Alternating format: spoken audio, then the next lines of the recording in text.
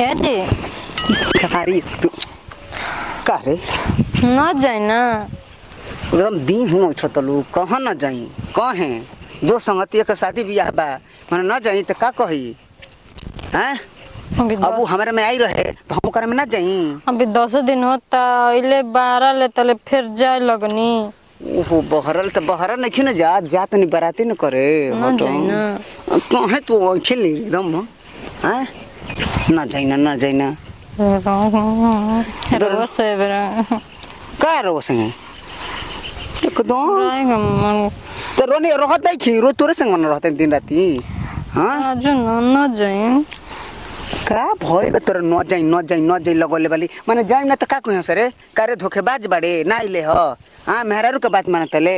कद मेरा के तबीयत खराब बा मन खराब कहां बा झूठ बोली पाप बटोरी हैं गजब बतिया मेरा खातिर वो नहीं कर सकत अरे हमर रानी आज राते भर के न बात बा राती में त अपन खा बारात को के चली आवे के बा फिर तो रात बितबे करी हां बताव अरे बारात कर जाके बा देखो दाल भात रोज के आ पूरी संजोग के बा बना अच्छा तो रोज सुन लही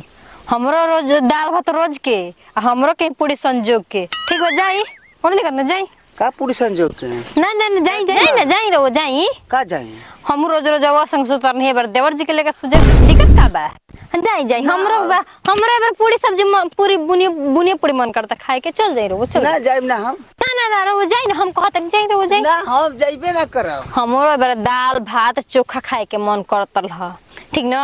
तर वो जाई पूरी खाई हम तनी चटक मटक दूसर खा ले ना रो जाई ना रो काका जी नहीं खेब जाई ना हम जाइबे ना करब अरे जाई ना जाई चल जाई मन बदल गई मन बदल ना गइल अरे दोस्त यार के का कहिया से एकदम मेहर मौगे भइल बा का रे जौन मौगी को हते तन करताटे ना रो जाई ना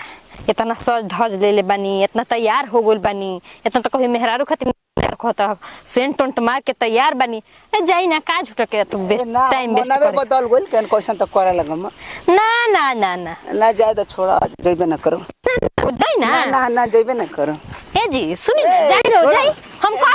कहत हम रोक नहीं के